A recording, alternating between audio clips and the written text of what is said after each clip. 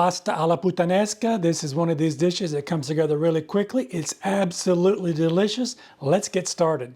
All right, first off, we're going to start with our water. I've got my water here from my pasta, and I've got it boiling now, and I'm just going to put some seasoning in that, and that's going to be some salt. We want to make sure that we get a lot of salt in there because the spaghetti is going to soak that up, and if you don't put enough in there, you won't have enough seasoning for your pasta. And to that, I've got 8 ounces or about 225 grams of spaghetti, and I'm going to put that in, and I'm going to cook that till it gets al dente. I'm going to give it a stir every once in a while just to make sure that it's not sticking to itself or to the bottom. And look at your package instructions on that of your pasta that you've got. You can use any kind of pasta that you like. If you want to use noodles, you can definitely use that. Just follow the instructions for the cooking of that. I'll meet you back and we'll get started making our sauce. All right, so I've got my pasta cooking now, and when you get ready to take that off the stove, you want to save about a cup of your pasta water just in case we might need it for our sauce. So when you drain your pasta, don't throw all the water away. Grab you about a cup of that out, and we'll see if we're going to need that once we get this sauce started. So let's get started making our sauce now. So I've got a pan here on the stove, and I've got it turned down real low, and I'm going to put in about 2 to 3 tablespoons of olive oil. I'm just going to put enough on that to cover the bottom. All right, now that we've got that oil heating up just a little bit, you want to keep that down as low as you can possibly get it, because the first ingredient we're going to put in is garlic, and garlic has a tendency to want to try to burn. So I've got about 3 cloves of garlic here. If you like garlic, you can add a little bit more. If you don't want as much, you don't have to put as much in there. But we're just going to kind of give that a stir around, and we want to saute that until we can break out those oils and things in there and infuse that into that olive oil that we've got in there. Now I've got some red pepper flakes. This is about 1/4 teaspoon, and I'm going to add that right in on top of that, and we're going to wake that up as well. If you like a little bit more heat, you can definitely put a little bit more of the red pepper flakes in there. Now we definitely want this down on low because we want the garlic to saute, and we want to wake those flavors up in those red pepper flakes as well. One of the stars of the show for this dish is anchovies, and these are some really nice ones here. These are in oil, and we want about 2 to 3 of our anchovies in there. You're not going to taste those. This is going to give that a great umami flavor for those. So I'm just going to grab 2 or 3 of those. If you want to add an extra one, you definitely can do that. It's completely up to you. That's a pretty good size one right there. So I'm going to stick with the 3 of those.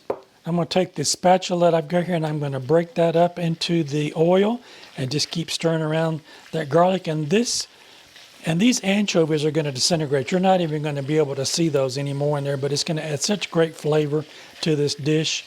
You can see that our anchovies have blended nicely in with that olive oil and those other ingredients. Now we're going to start building our base now. And I've got 14 ounces of crushed tomatoes, so that's about 1 can of those. And I'll put the ingredients in the description box so you'll have all of that with the metric and the Imperial measurements for all of that. I'm just going to give that a little bit of a stir around. That's starting to smell absolutely incredible. That garlic is coming through there. Let's get that infused olive oil mixed in now with those crushed tomatoes. Now I've got 1/3 cup, or that's about 50 grams of kalamata olives, and I'm just going to pop those in. I've taken those and cut those in half. I've got some capers here, and I did take these to the sink and give these a good rinse because they are really salty, and I washed some of that brine off the outside of those. This is about 2 tablespoons, and we'll go ahead and add that into our sauce. All right, now that we've got everything in there now, we want to stir this on occasion. We want to cook this sauce for about 8 to 10 minutes. We want this to thicken up just a little bit. So I've got my heat down on medium, low. And I'm just going to give this a stir around on occasion. Just make sure that we keep that mixed up, and we want this to thicken up slightly. Now let's take a look at my sauce that I've got here. The consistency that I have, I really like the consistency that it is here, a little bit on the thicker side. Now with the reserved water that you kept back or going to keep back from your pasta, if you want that a little bit more on the runnier side, then you can put just a little bit more in there. But I like where this is at, the consistency of this sauce. I'm going to leave mine just the way that it is. All right, now that I've got my sauce here, I'm going to give that a taste.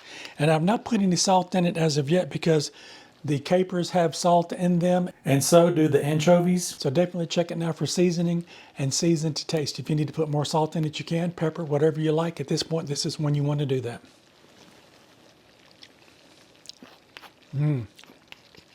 Absolutely delicious. I'm not going to need anything in this one. All right, I've drained my pasta and it is al dente now, so I'm going to go ahead and add that to my sauce just like this. All right, now that I've got all of my pasta and my sauce now, I'm going to give that a good mix through so that I get all of that sauce over my pasta. So now that I've got my pasta and my sauce mixed together now, I'm going to put just a little bit of parsley on the top of it for a little burst of color and a little bit of flavor. And to this is ready to serve. You can take this right to the table with you and serve it that way.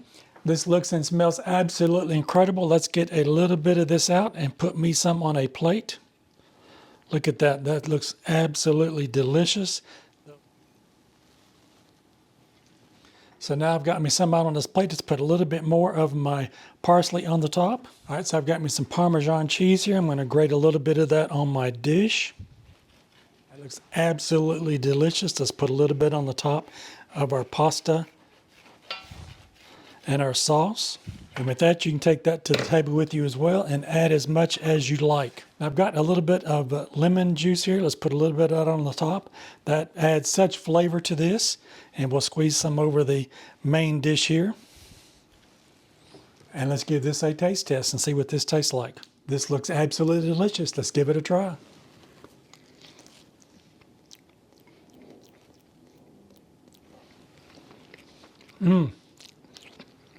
That is absolutely delicious. I know you're going to love this recipe.